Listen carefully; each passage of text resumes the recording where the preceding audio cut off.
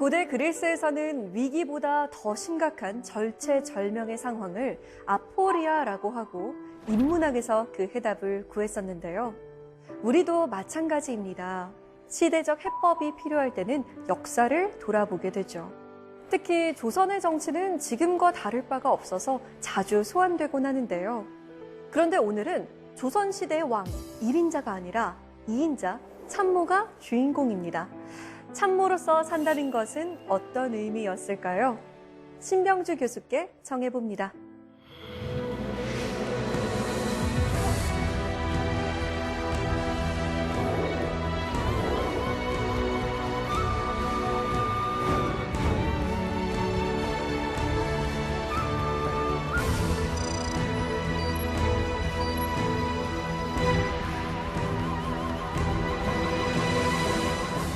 네, 교수님 반갑습니다. 네, 안녕하세요. 네, 교수님께서는 일찍이 역사 대중화에 많은 역할을 하고 계신데요. 특별히 조선의 참모에 주목하신 이유가 궁금해요. 사실 아무래도 이제 조선은 왕조 국가다 보니까 이제 왕 중심으로 이렇게 역사를 한번 써보는 게 중요하다 해서 제가 이 왕으로 산다는 것이란 책을 썼는데요. 네. 그 과정에서 또 왕 못지않게 왕을 보좌했던 참모들의 역할이 매우 중요하다. 그리고 이 왕에 따라 다양한 유형의 참모들이 나타나는 것을 확인할 수 있었고, 그래서 좀 이번에는 참모를 중심으로 조선의 역사를 한번 정리를 하고 싶다. 이렇게 해서 이 참모에 주목을 하게 되었습니다. 참모를 통해 다시 들여다보는 조선의 정치 궁금해지는데요. 오늘 강연 잘 부탁드립니다.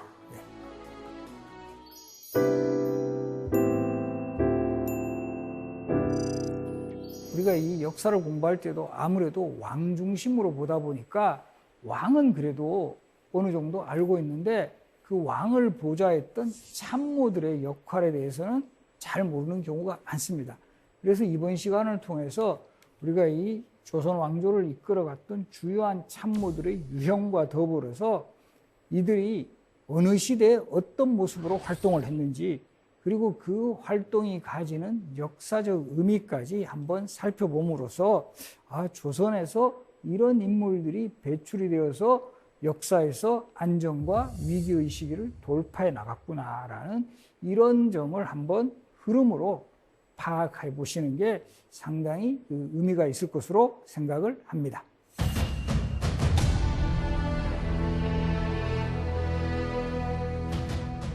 이 조선이 1392년에 건국이 되고요. 그리고 이제 15세기에 이르러서 문물과 제도가 정비되는데, 이 과정에서는 소위 말하는 이 킹메이커형 참모들이 다수 등장합니다.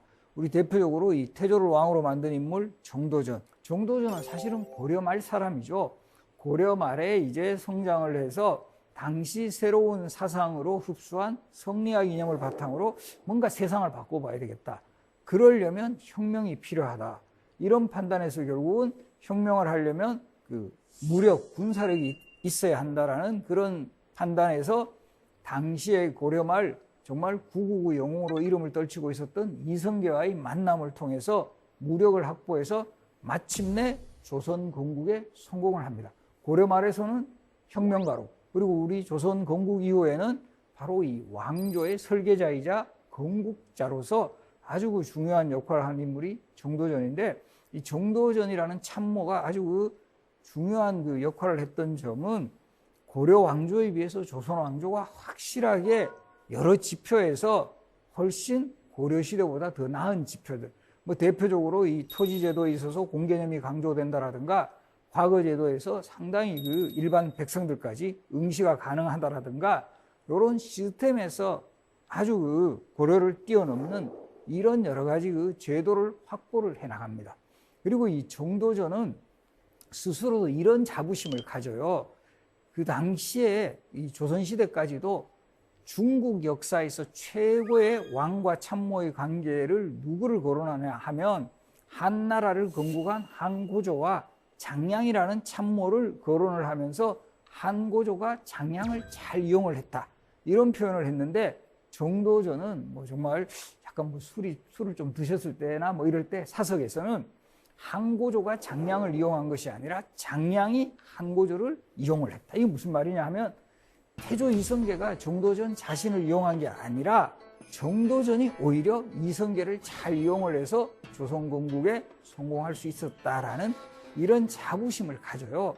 그런데 결과적으로 이 정도전이라는 인물은 건국 후 불과 6년 만에 이 정치적 라이벌인 이방원에 의해서 결국 피습을 당하거든요.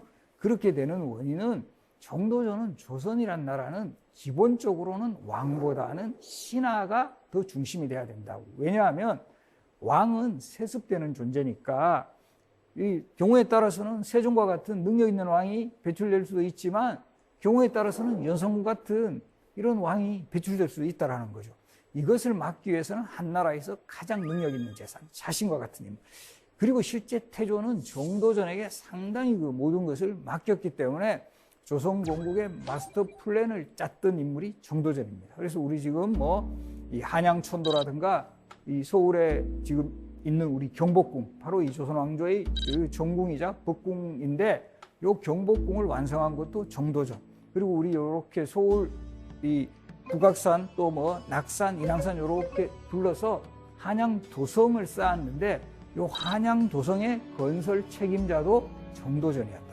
이 정도전이 기본적으로 상당히 기틀을 잘 잡아 놓았기 때문에 조선 왕조가 500년 이상 장수할 수 있는 이런 바탕을 마련했다. 이렇게도 해석이 가능합니다.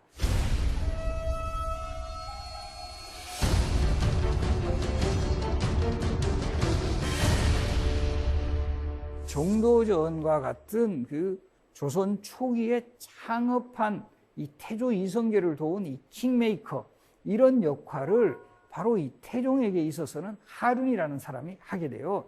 이 하륜이라는 인물은 태종을 보좌하는 데 있어서 아주 그 뛰어난 능력을 보이는데 재밌는 것은 태종과의 만남이에요. 태종이 아직 왕으로 있던 시절, 즉 그 왕자로 있던 시절에 하륜이 당시 그 이방원이죠. 태종의 장인이었던 민제라는 사람하고 상당히 친한 친구예요. 그래서 이제 하륜은 이제 민제를 보고는 내가 좀 관상을 볼 줄 안다. 내가 좀 관상을 볼 줄 아는데 자네 사이가 왕이 될 관상이다. 나에게 자네 사이를 잘 소개해주면 내가 이렇게 좀 지원을 하겠다. 그렇게 접근을 해가 결과적으로 왕으로 만들었다라는 거죠. 그러면 우리 보면 우리 관상이라는 영화 보시면 여기에는 왕이 될 관상이라는 그 주인공은 세조잖아요. 근데 그런 기록은 전혀 없어요. 그러니까 어떻게 보면 관상이라는 영화는 하륜이라는 인물이 관상을 잘 본 이런 흐름에 착안을 해가지고 왕은 아무래도 태종보다는 세조가 조금 흥행이 될 것 같으니까 이 세조 이 시대의 관상을 접목해가 만든 그런 영화다. 그리고 이 하륜에 대해서는 또 어떻게 보면 이것도 재밌는 일화인데 결과적으로 이 태종을 지킨 일화예요. 이 태종이 왕이 되고 난 후에 태조 이성계가 상당히 화가 납니다. 왜냐하면 바로 이 방원이 왕자 시절에 주도한 왕자의 일환으로 정도전과 그 가장 이뻐했던 막내 아들 방석을 제거하고 결국은 이제 태종이 이제 형님인 정종을 잠깐 거쳤다가 왕이 되자 화가 나시는 거죠. 그래서 고향인 함흥으로 돌아가 버려요. 나 저놈 저 꼴도 보기 싫다.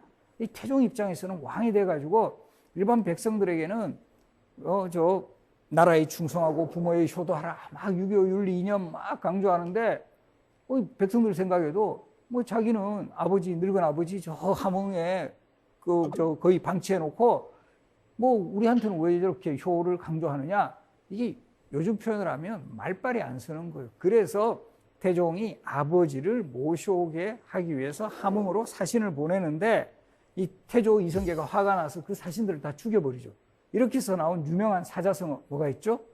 함흥차사. 함흥으로 보낸 차사는 그 지역에 보낸 사신이란 뜻이에요. 그게 함흥차사도 있고 전주차사도 있고 안동차사 다 있는데 함흥차사가 유명해진 것은 바로 이성계에 의해서 함흥차사들이 제거된 그런 스토리에서 비롯돼요. 그런데 이제 어느 시점에서는 이 함흥차사로 간 사람을 겨우 이성계를 설득해서 결국은 그 한양으로 궁궐로 돌아오게 돼요. 그래도 이성계가 이 궁궐로 돌아온 것을 결심을 해놓고는 이 분이 풀리지 않아가지고 이제 몰래 활을 가지고 갔다 그래요. 그래서 이 태조 이성계가 이 아버지를 그 환영하는 큰 뭐 이런 연단 같은 걸 만들었을 거 아니에요? 환영 대회장. 요즘으로 치면 뭐 플래카드도 붙었을지 모르겠는데 환영 아버님 태조 뭐 그때는 태조라고는 안 불렀으니까 뭐 아버님 환영 이렇게 붙어 있는데 그 정말 환영 그 장소에 하륜이라는 인물이 미리 점검을 왔어요. 점검을 와서 이렇게 보니까 천막을 만드는 데 사용하는 요 천막을 올리는 데 사용했던 나무 기둥이 너무 이제 얇다. 다 이걸 두꺼운 걸로 교체합시다. 이렇게 제안을 했고 실제 그렇게 다 교체를 해요. 정말 이성계가 몰래 가지고 온 화살로 태종을 향해 쏘았는데 나무 기둥이 조금 얇았으면 맞을 뻔도 했는데 그 굵은 기둥에 딱 맞았다. 이성계가 이거는 뭐 하늘의 뜻이다. 이렇게 해서 부자가 화해를 했다. 결과적으로 보면 하륜이라는 인물이 그 위기의 순간 정말 탁 기지를 발휘해서 태종을 지킨 이런 스토리가 또 기록으로 전해진다라는 거죠. 근데 저 개인적인 생각으로는 태조 이성계가 명궁일 때가 뭐 20대, 30대였지 그때 거의 나이 70이거든요. 요즘 기준으로 하면 거의 한 8, 90 정도 되시는 노인이세요. 아무리 나무 기둥 얇게 이렇게 만들어도 맞췄을 가능성은 상당히 낮은데 그 스토리가 그렇게 전해지고 있다.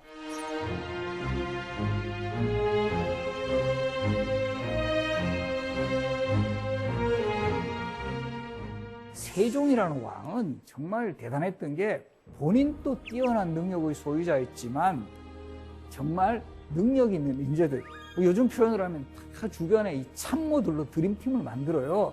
재상 쪽에서는 황희, 맹사성, 허조, 유관, 음악 분야의 박연, 과학 분야의 장영실, 이천, 국방 분야의 최윤덕, 김종서, 그리고 아예 집현전 학자들, 뭐 성산문, 박백년, 하의지, 이계, 이런 정말 최고의 그 참모 드림팀이 만들어진 게 세종시대입니다. 그리고 이 세종이라는 왕이 또 대단했던 게 우리 명재상의 대명사로 기억하고 있는 황희정성 같은 분은 사실은 그 세종이 왕이 오르는 거에 대해서 반대를 해요. 왜냐하면 원래 태종의 후계자로 지명되었던 인물은 양녕대군이었거든요. 양녕대군이 세자로 지명이 되어가지고 14년간 세자 생활을 했는데 워낙 양녕대군이 사고를 많이 쳐요. 뭐 어릴 때부터는 너무 공부에 관심이 없고 수업 시간에 빠지기 일쑤였고 나이가 좀 들었을 때는 계속 기생들하고 뭐 연문, 요즘으로 치면 스캔들이 주인공이 되고 이런 부분 때문에 결과적으로 이 태종이 결심을 합니다. 저 아들을 그대로 후계자로 삼았다가는 정말 나라 말아먹겠다. 그렇게 해서 세 번째 아들 충령을 현명한 사람을 선택해야 한다는 논리로 등용을 하거든요.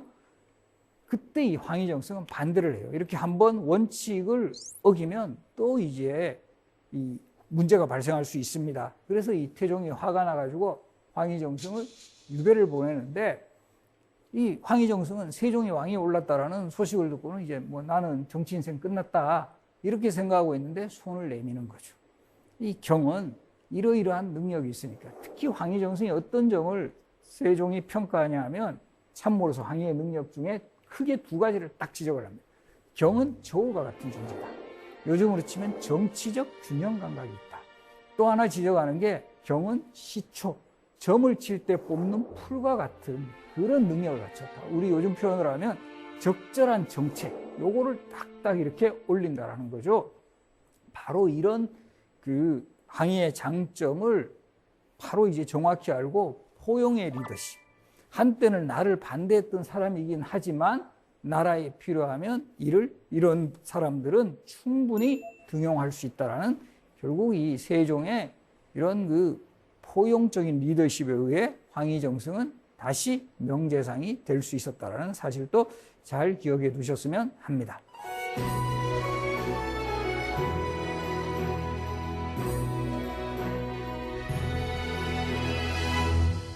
과학자 장영실도 세종과 이 감동 스토리가 있어요. 뭐냐 하면 장영실은 신분이 천민이었어요.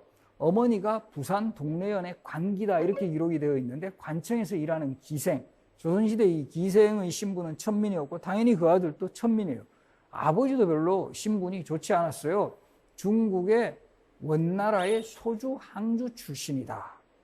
요즘으로 치면 약간 이 다문화 가정의 그 청소년 같은 그런 어떤 좀 신분적으로는 아주 그 좋은 처지가 아니었지만 바로 이 세종이 그 장영실과 같은 사람도 그의 능력을 확실하게 믿고 장영실에게 그 정규직, 요즘으로 치면 정규직입니다. 이 정규직을 부여하고 연구소 차려주고 중국 유학까지 보내주면서 장영실을 적극적으로 후원을 했고, 그렇게 해서 장영실이 개발한 바로 과학기구가 뭐죠? 자경운, 이 물시계입니다. 그 시대에, 세종시대에 해를 이용해서 시간을 측정하는 해시계는 상당히 많이 보급이 되었는데, 해시계의 결정적인 약점은 뭐 실내라든가 또는 뭐 밤에는 작동을 못 하잖아요. 이것을 보완할 수 있는 시계를 만들라. 이 물의 힘을 이용함으로써 정말 밤이나 낮이나 실내든 실외든 전천후로 이렇게 작동하는 시계, 바로 이 자경루를 만든 것은 바로 이 세종시대 최고의 과학적 성과 중에 하나였습니다.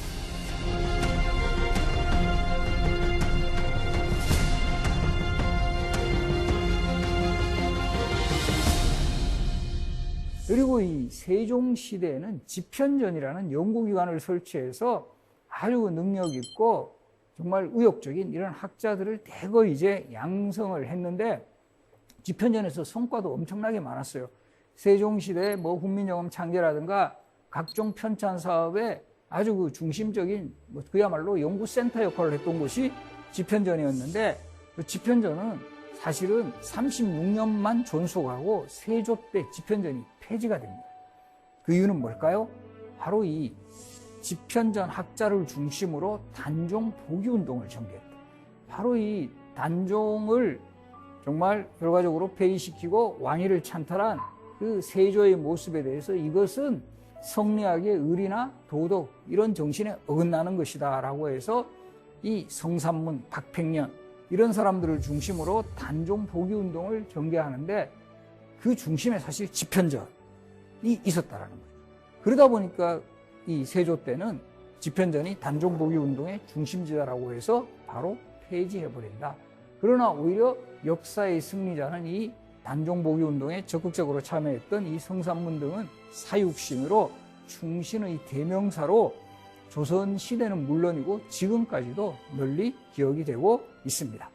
그래서 이 성삼문하고 또 대척점에 섰던 대표적인 인물이 신숙주라는 인물이 있습니다.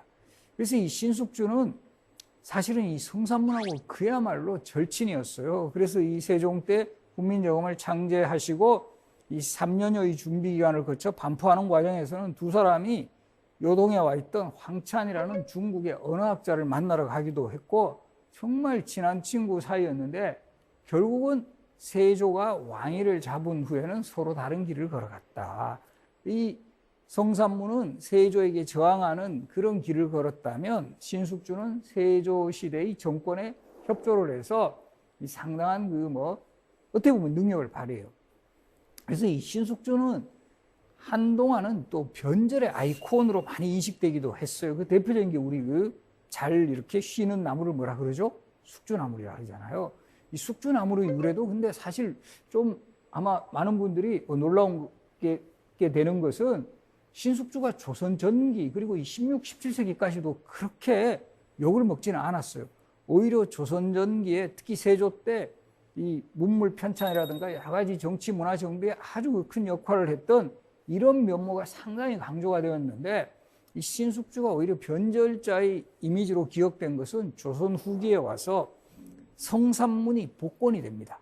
이 사육신이 이제 숙종 때 와서 복권이 되는 과정에서 오히려 이제 사람들이 뭔가 이 비난을 할 수 있는 대상을 찾은 거예요. 그때 포착된 인물이 신숙주다. 사실은 세조 정권에 협조했던 사람들 많거든요. 뭐 한명회도 있고 권람, 정인지. 근데 왜 신숙주가 가장 그 비판을 많이 받았을까? 거기에는 성삼문과 너무 이제 절친했던 이런 관계도 분명히 작용했을 거다. 그리고 이제 최근에 와서는 신숙주는 한편으로 보면 이 수양대군하고 아주 초기부터 가까운 관계를 유지하고 있었고, 수양대군에 대해서는 끝까지 의리를 지켰다. 그리고 이 신숙주는 상당히 이 당시의 관료학자로서 여러 가지 뭐 외국어라든가 학술, 뭐 문화 이런 면에서 정말 그야말로 천재적인 지식인이었어요. 그래서 최근에 와서는 신숙주의 그런 어떤 이 관료로서의 이 능력, 이 세조와 또 성종 시대까지 그 조선전기 정치 문화의 주역이라는 점을 강조를 해야 된다라는 이런 시각도 함께 제기가 되고 있는 인물이 신숙주입니다.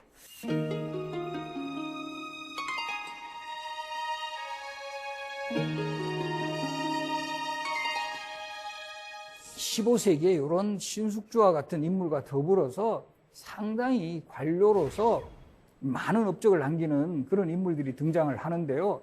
우리 조선전기 세조에서 성종시대에 이르는 시기는 문물과 제도가 정비되는 시기예요. 그래서 예전에 국사 공부 많이 하신 분들은 조선시대에 편찬된 역사책인 동국통감이 완성이 되고, 그리고 이 지리지인 동국여지승람이 완성되는 이런 시점이 성종 때인데, 우리 성종하면 한명회, 또 한명회 하면 어느 공간이 기억이 되나요? 우리 지금 뭐 서울의 대표적인 그 아파트촌으로 자리 잡고 있는 압구정동의 유래가 되는 인물이 바로 한명회인데요. 한명회가 압구정을 이렇게 지을 수 있었던 것도, 당시에는 한강 주변에 정자를 지을 수 있는 그 뭐 주체는 왕 아니면 왕실 사람이었어요. 그래서 지금 서울의 그 뭐 망원정이라든가 낙천정이라든가 제천정, 화양정 이런 정자는 전부 다 왕이나 뭐 효령대군과 같은 왕실 사람들이 지었는데, 이 한명회가 결국은 이 한강에도 주변에서도 아주 경치가 좋은 곳에 압구정을 조성할 수 있었던 것에는 그만큼 권력이 셌기 때문입니다. 그리고 한명회의 권력은 세조가 왕위에 오르는 데 있어서 결정적인 역할을 했던 계유정난이라는 사건, 1453년에 일어나는데요. 이 계유정난을 거의 그 한명회가 주도를 해요. 세조의 참모로서 계유정난을 성공시켜 완전히 권력을 잡고 그 2년 후에 단종을 몰아내고 왕위에 오르는 이런 과정이라든가 1년의 과정에서 계속 1등 공신으로 그야말로 끝나지 않은 한명의 천하를 이제 한명의 천하의 시기를 만들어 나가요. 그리고 그 과정에서는 2명의 딸을 왕비로도 보내요. 한명의 그 딸 중에 장순왕후라는 분은 예종의 왕비로, 그리고 우리 공해왕후라는 분은 성종의 왕비로 보낼 정도로, 그리고 특히 공해왕후 한씨가 한명의 딸이었기 때문에 그 성종이 왕위에 오를 수 있었던 것도 성종이 바로 이 한명의 사위라는 이 후광이 아주 깊이 작용을 합니다. 그런데 이렇게 절대 권력자였던 한명회도 결국은 그 권력에 막을 내리는 계기가 된 것은 이 압구정 때문이었어요. 이 압구정이 워낙 그 뭐 경치도 좋고 연애 장소로도 아주 그 사용을 하기 좋으니까 중국 사신들도 자주 왔다 그래요. 근데 이 한명회가 자기 개인 손님은 받는데, 이 한 번은 이제 성종이 왕의 손님들을 이제 그 중국에서 손님들 오니까 한명회한테 저 압구정 좀 빌려 달라. 거기 우리 저 손님들 좀 가게 좀 한번 좀 준비 좀 하라. 이런데 이 한명회가 이거를 거절을 해요. 뭐 여기 좀 그러면 우리 여러 가지 준비해야 되고 신경 써야 될 게 많잖아요. 왕명임에도 불구하고 또 한편으로 보면 한명의 입장에서는 내가 저 사위 왕으로 만들어준 사람인데라는 그런 의식도 있었다라는 거죠. 그런데 이제 막 성종이 이제 그 시기에는 이제는 한명의 사위다라는 입장보다는 왕이라는 입장이 강해요. 감히 신하가 왕의 명령을 거절해? 이러면서 성종이 상당히 불쾌한 기색을 보이니까 한명회가 다시 이런 제안을 해요. 그럼 궁궐에서 쓰는 그 용봉차일이라 그래가지고 용과 봉황이 그려져 있는 차일, 그런 천막 같은 거를 이거를 보내주시면, 요즘으로 치면 이거 협찬하시면 제가 어떻게 해보겠습니다. 이러니까 이게 더 왕을 자극을 해서 결과적으로 이 압구정 천막 사건으로 인해서 한명회는 정계에서 쓸쓸하게 퇴장을 당합니다. 우리 어떤 권력자라도 너무 이제 권력을 믿고 너무 이제 그것을 뭐 남용을 한다거나 그것을 과신을 했을 때 그 말로가 얼마나 비참하다라는 것을 한명회의 사례에서도 확인을 할 수가 있습니다.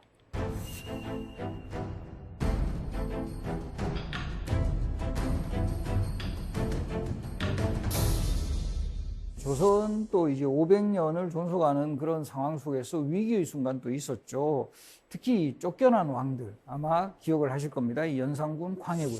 그런 이 쫓겨난 왕들에게도 분명히 참모가 있긴 있었어요. 근데 이제 문제가 되는 것은 이런 참모들은 너무 이제 왕의 독재라든가 또 왕의 전행에 대해서 뭐 이 비판하고 견제하기보다는 거기에 영합하는 이런 모습을 보였기 때문에 결과적으로 그 왕들이 반정으로 쫓겨나게 하는 이 빌미를 제공했다라는 점에서는 그 참모들도 역사 속에서 책임을 면치 못한다. 이렇게 볼 수가 있겠습니다. 조선시대 정치적 암흑기라고 할 수 있는 사화하면 항상 떠오르는 왕이 연산군입니다. 연산군 때 그 큰 두 번의 사화가 일어나거든요. 무오사와 갑자사화. 그런데 이 연산군에게도 어떻게 보면 참모라고도 할 수 있는데 너무 이제 문제가 많은 그런 인물이 등장을 하죠. 이 흥청 출신으로 들어왔다가 결국은 후궁으로까지 오르는 그런 인물인데 우리 장록수 드라마의 주인공으로도 많이 등장을 했는데 사실 이 연산군이 그렇게 이 폭군이고 정말 신하들한테 가혹한데 장록수에게만은 정말 꼼짝을 못하는 그런 모습을 보여요. 그래서 실록의 기록에도 보면 연산군을 뭐 어린아이처럼 부리고 노예처럼 부렸다 이런 표현이 나올 정도로 그리고 이 장록수가 뭐 요구하는 거는 다 들어줘 버렸다라는 거죠. 이렇게 되면서 장록수가 국정농단을 할 수 있는 그런 여지를 안겨줍니다. 그리고 이 연산군의 이런 뭐 사치와 향락 정치를 상징하는 대표적인 용어가 지금 이 자료에도 보이지만 경회루 연못가에 매번 그 기생들을 불러 모아가지고 이 기생들하고 정말 엄청나게 큰 파티를 해요. 밤에도 횃불을 밝혀놓고 이제 뭐 잔치를 베풀었다라는 기록이 있을 정도입니다. 그때 이 전국에서 뽑힌 기생을 칭하는 용어가 운평, 운평에서 승진하면 흥청. 이렇게 되다 보니까 그때 사람들이 이것을 조롱을 해서 뭐라 그런다? 흥청, 망청. 이렇게 이제 정말 연산군의 그 사치와 향락을 비꼬던 그 말이 쫙 이어졌다라는 거죠. 그래서 우리가 보면 이런 역사의 경험이 이런 용어로 남는 이런 사례가 되게 많아요. 우리 대표적으로 지금 뭐 코로나로 너무 힘든 상황을 겪고 있는데 이 조선시대에도 전염병이 아주 유행했던 시기가 많았고요. 이 전염병의 그 어려움을 정말 대변하는 그런 용어. 우리 지금도 많이 하고 있는 말인데요. 우리 지금 어려운 상황을 겪었을 때 뭐를 치르다 그러죠? 홍역을 치르다. 그리고 아주 힘든 상황에서 벗어났을 때 뭐를 떼다? 학을 떼다라 그러죠. 이 학질이라는 전염병에서 나온 말이고요. 사실 조선시대 제일 심한 욕 중에 하나가 예의 연병할로. 되게 심한 욕이죠. 아마 요즘 같으면 예의 코로나다 걸려라 이래버리면 이거 완전 싸움 납니다. 그죠? 그런 식으로 우리 이 흥청망청의 고사에서 역사에 대한 그 사람들의 평가가 얼마나 준엄한 것인가를 잘 보여주고 있습니다.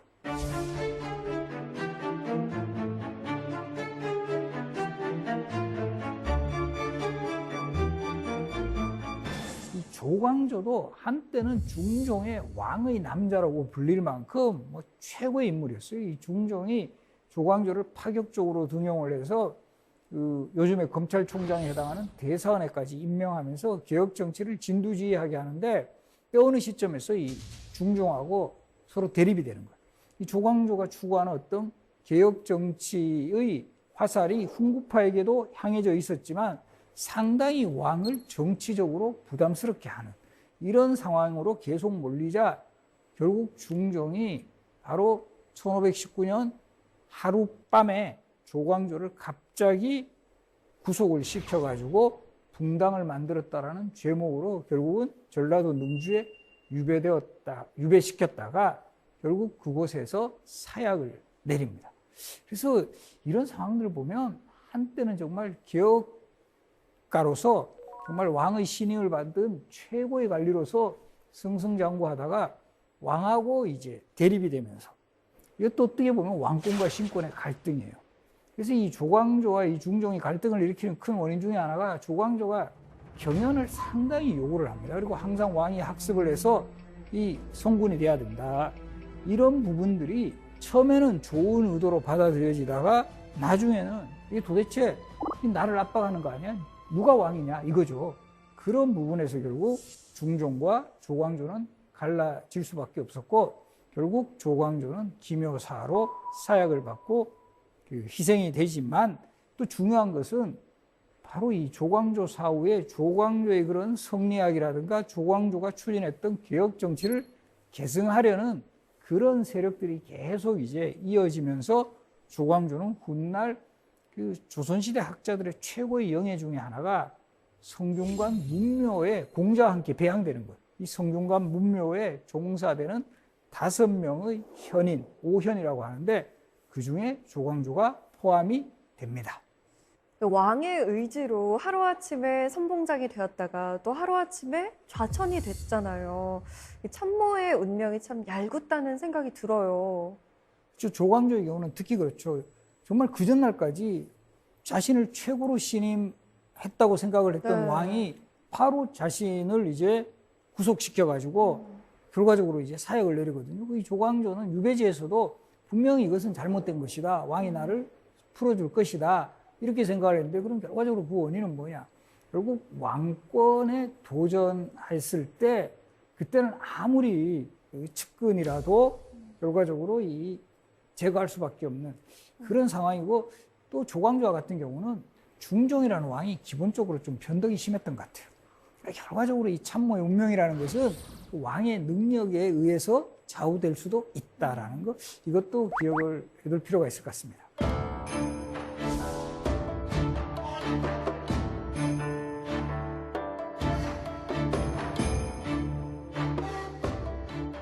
사실 이 임진왜란 시기에도 선조가 평양 지역으로 피난을 갔다가 의주로 갈 때 함께 했던 인물이 정철이에요.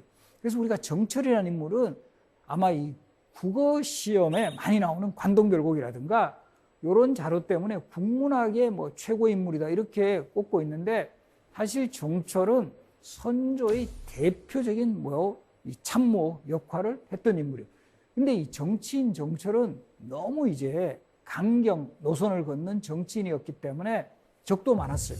그래서 이 정철은 서인의 영수로 활약을 했는데 특히 반대 정파인 남인이나 북인들은 정철하고 상당히 그 갈등 관계에 있었던 그런 측면이 많았던. 그래서 이 정철이라는 문학인의 이면에 정치인 정철의 모습도 함께 볼 필요가 있다라는 거죠.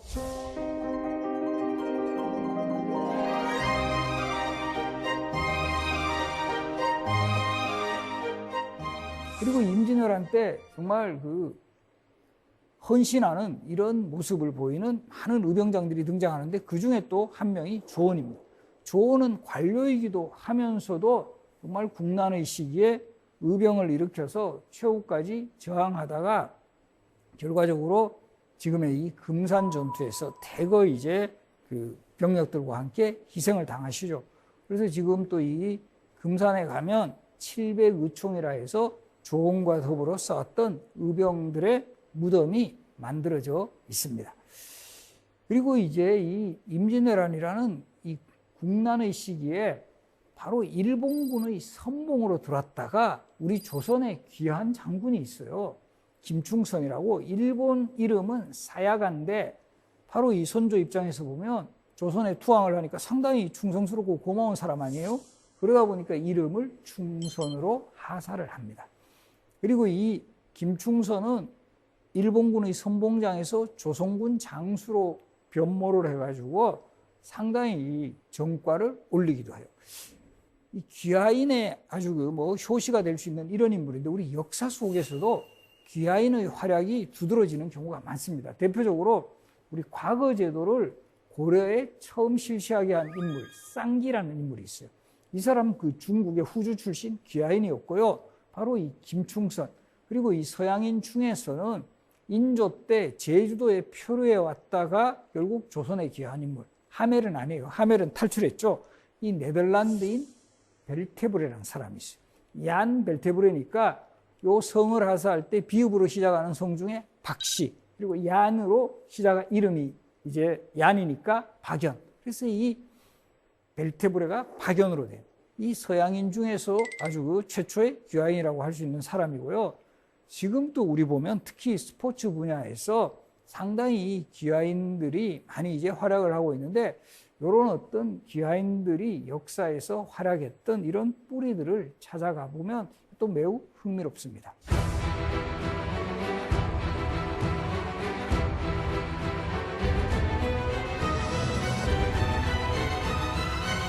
그리고 또 임진왜란 하면 아마 이수인 장군과 더불어 가장 중심으로 떠오르는 인물 누굴까요?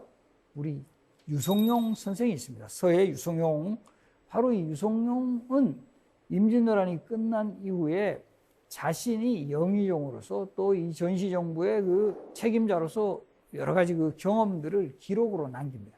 그리고 이제 다시는 이런 전쟁이 없어야 되고 이런 전쟁을 잘 그 대비를 해서 후환을 상가해야 한다. 그래서 사실 징비록의 징비의 뜻은 징계할 징, 상갈비. 미리 징계하여 후환을 삼가한다. 이런 뜻을 담고 있는 책이에요.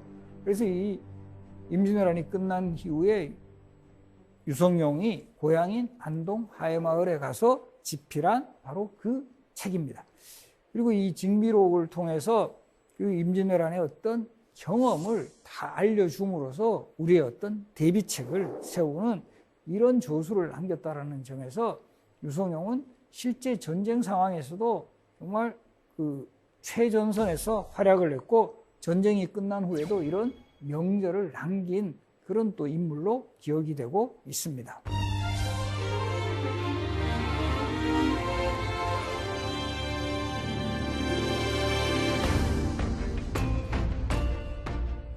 정말 많은 참모들을 얘기해 주셨는데요.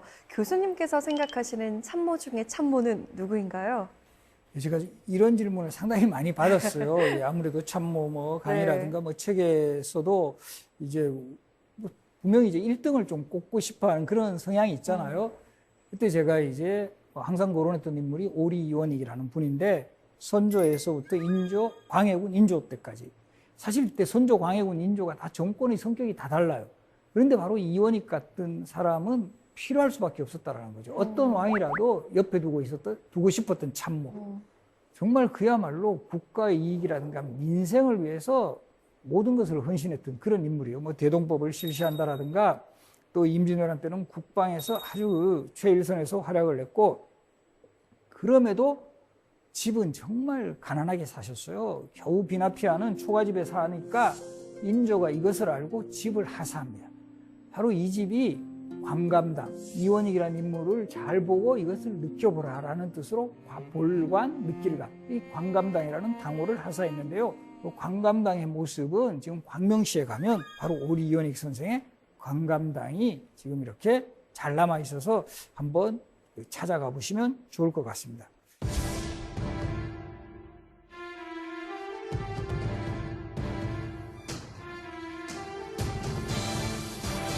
조선 후기에 가면 당쟁이 아주 치열하게 전개돼요. 그 동인에서 갈라진 남인, 북인, 그리고 이 서인에서 노론, 소론 이렇게 갈라지는 이 과정 속에서 당파의 영수로 활약하는 그런 인물들이 등장을 합니다. 그리고 우리 조선 후기 당쟁사에서 빠지지 않는 인물이 누구냐 하면 바로 우암 송시열이라는 인물인데, 실록에 그 이름이 3000번 이상 등장을 해요. 항상 이 인조 때부터 숙종 때까지 그 정치사의 중심에 있었던 인물이 송시열이었습니다. 그런 송시열에게 맞수가 등장하는데 바로 우리 조선왕 숙종. 결국 송시열이라는 인물은 숙종의 이런 그 당쟁을 뭔가 어느 정도 억제해야 되겠다라는 이런 하나의 그 정책 차원에서 결국 송시열을 제주도로 유배 보냈다가 이 정읍에서 사약을 내립니다. 그러니까 이 송시열이라는 인물은 숙종으로 보면은 아버지인 현종, 할아버지인 효종, 바로 이 증조 할아버지인 그 인조도 정말 제대로 그 이렇게 컨트롤하지 못했던 그런 인물에게 사약을 내렸다. 그래서 이 숙종이라는 인물도 저는 재조명을 해야 된다. 이제까지 상대적으로 이 숙종이 별로 이제 인지도가 낮아요. 숙종이 인지도가 낮은 데 결정적인 영향을 준 인물 누굴까요? 바로 이 장희빈. 장희빈이 너무 유명해져가지고 숙종이라는 인물이 장희빈의 유명세에 많이 가려져 있는데, 이 숙종이라는 왕을 또 한번 재평가할 필요가 있고, 숙종 시대에 상당히 많은 그 당쟁사의 인물들이 등장하는데, 결과적으로 보면 이런 당쟁을 종식시켜 나가는 데 있어서 아주 주도적인 역할을 했고, 숙종의 그런 역할이 있었기 때문에 우리 흔히 알고 있는 영조, 종조 시대의 정치적 안정이 가능했다. 이렇게도 해석을 할 수가 있습니다.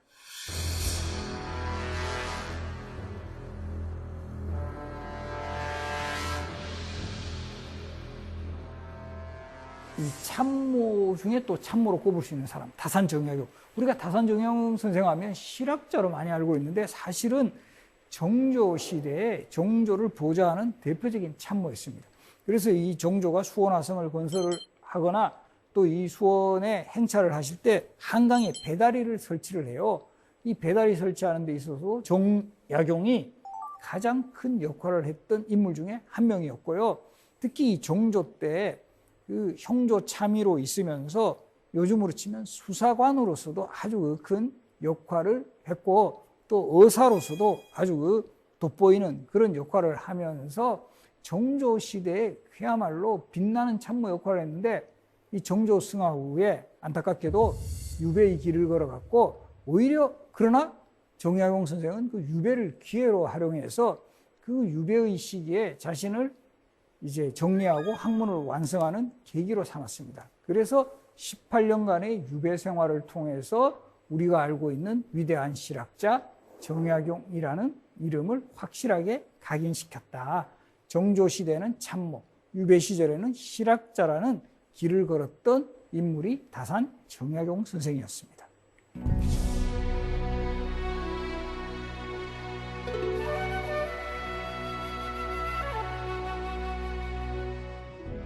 조선 건국의 설계자부터 조선 후기 실학의 완성자까지 우리 조선의 역사 속에서 가장 주목할 만한 그런 참모들의 모습을 이분들의 행적과 더불어 또 활동 공간, 그리고 그런 활동이 가지고 있는 역사적 의미랄까요? 이런 내용들까지 소개해 드렸는데요.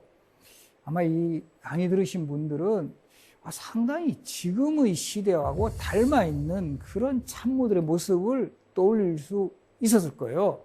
결과적으로 역사는 과거와 현재의 대화다라는 거죠. 과거의 그 사건들이 단지 옛 이야기로만 그치는 게 아니라 오늘날의 시점에 상당히 생동감 있게 살아오는 이런 장면이 매우 많다는 점, 이것을 상당히 주목할 필요가 있습니다. 그리고 그것은 결국 우리가 바로 그런 참모들의 행적에서도 긍정적이고 발전적인 그런 모습들은 우리의 시대에 잘 개성을 해나가야 될 것이고, 반대로 이런 왕의 판단을 흐리게 하거나 또 부정적인 모습을 보였던 이런 참모들의 행적은 우리가 이것을 비판하고 극복할 수 있는 그런 또 지혜를 가져야 된다는 것입니다.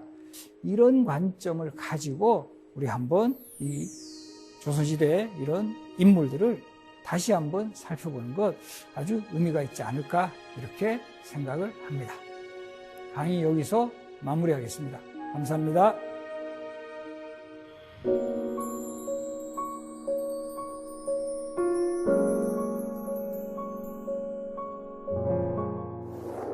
네, 강연 잘 들었습니다.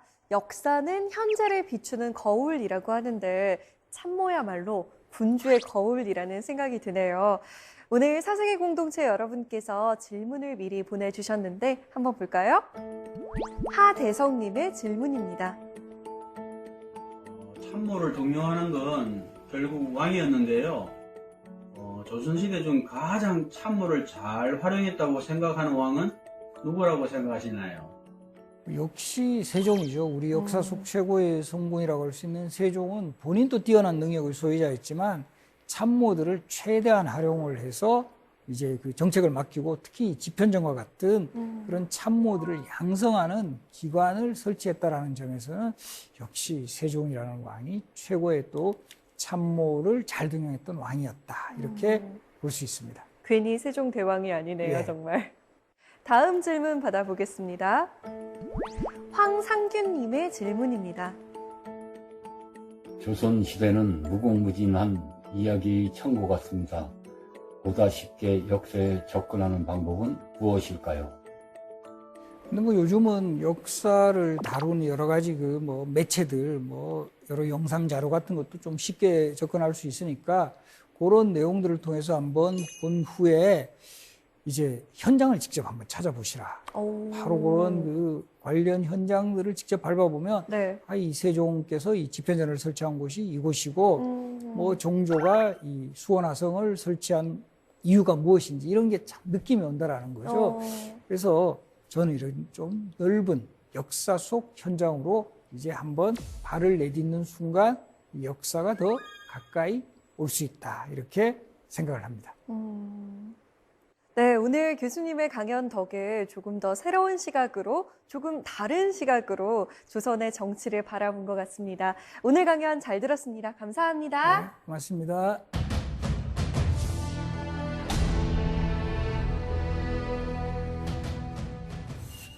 역사 연구가 아놀드 토인비의 역사 연구에는 이런 말이 등장합니다. 만일 어떤 사람이 그가 지니기에 너무 큰 것을 갖게 된다면 재난을 당한다고요. 너무도 작은 몸뚱이에 너무 큰 음식상을 베푼다든지, 너무도 작은 영혼에 너무 큰 권력이 쥐어지게 된다면 그 결과는 뻔하다. 완전히 전복될 수밖에 없다. 리더가 될 운명이 따로 있는 시대는 아니지만 영혼의 크기와 권력의 크기의 상관관계에는 귀를 기울이게 되는데요. 리더를 희망한다면 자신부터 되돌아봐야 한다는 건 동서고금을 망라하는 것 같습니다. 4세계 공동체 스미다. 저희는 다음 시간에 찾아오겠습니다. 고맙습니다.